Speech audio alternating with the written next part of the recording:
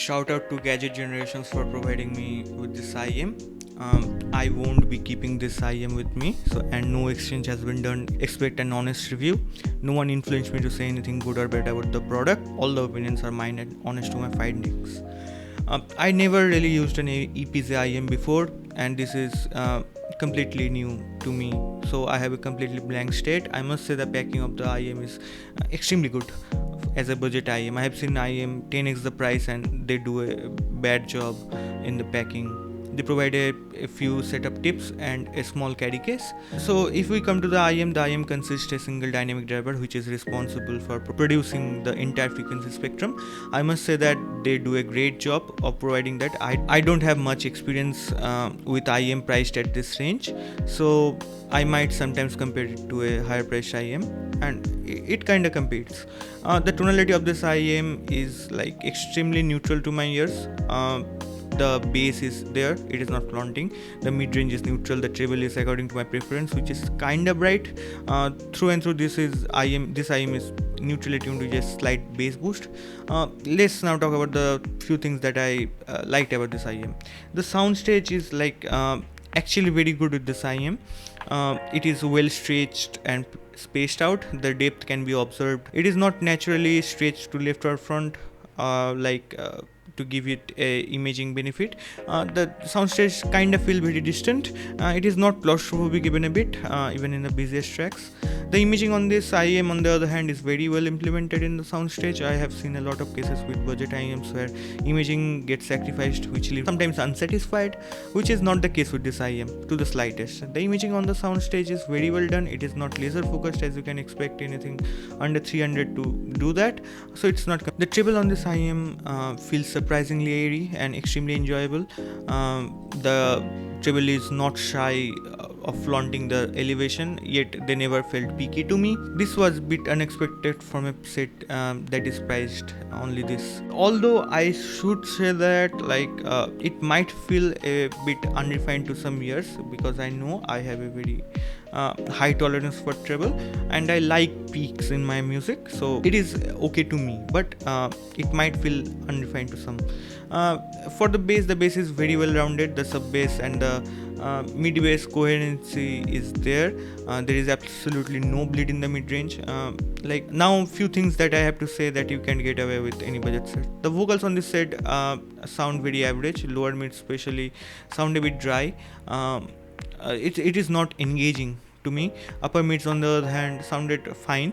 Resolution on this set is very average too, although the micro contrasts are well projected, but the resolution, how many instruments you can hear at the same time, is in some busy tracks or genres I say is a bit sacrificed. In conclusion, this IM is for someone who is finding a budget IM to serve all of the genres that one can think of. This IM is very good for the price that is getting sold at. I tried a few. I don't own a lot of these budget stuff, so I really can't compare them, but I tried a few and it quite comfortably competes with few one of them.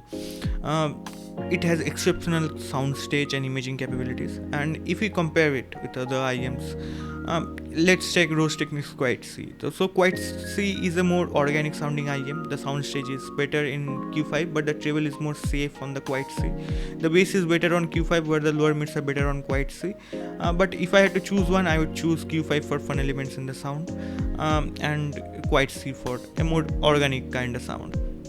Then if you compare it to Teen Hi-Fi T2 has a bit more bite in the treble, but the soundstage and the imaging is better on Q5. Bass is a bit better on Q5, but the mids are tuned better in T2 as per my findings. T2 might feel boxy sometimes. If I had to choose between these two, I would choose T2 for orchestra and all, but apart from everything I would choose Q5. So it was a great experience finding this company and this earphone with me. I would definitely will be looking for future releases from this brand. And let's jump into the next IM. So the IM that I'm going to talk about now, EPZ K5, is a bit interesting IM. It's good in every aspect, so I can find as I said that it is very hard to review an IM which is good in every aspect. There is very little flaws in this IM in the same time, which makes it harder, but I will try to give you a proper tonality analysis. The IM is kind of bass boosted neutral and sometimes trying to be a shift shifter to a V-shaped IM. K5 consists 4BI and 1DD, which shows in the music production since the bass is full and authoritative. The treble is very well reproduced with some timbre deviation here and there. So let's dive into the details of the tuning. So if we talk about the subjective analysis, the sub-bass elevation is moderate and tasteful to my neutral listening. Very clean and well separated in the frequency response. Resolution is apt for the price and sub-bass. Rumble is not physical. Thump and slam are not pronounced enough. If we come into the bass, the mid bass is the main focus in this bass section. There is substantial third toe offer, zero bleed into the mids. Definition is well controlled, not very detailed, not extremely physical at the lower volumes too. Now if we jump to the mids are very neutral in tonality. No effect of bass elevation can be observed, no husky or lushness there is. Never felt rough or less detailed. Female vocals are safely tuned but airy at the same time. Never felt heady or crammed in presentation. Details are not much, sparkles and sizzles are not there. No BA timbre, like no such thing exists like a BA timbre, but just for the sake of explaining, there is nothing. So now in the treble is fantastic on this IM in both quality and quantity. Fairly detailed for the price. I have seen that EPZ IMs are like really good in treble, so that's a quite good trend I'm noticing. The air felt real, very little unevenness that can be observed, which I observed with Q5.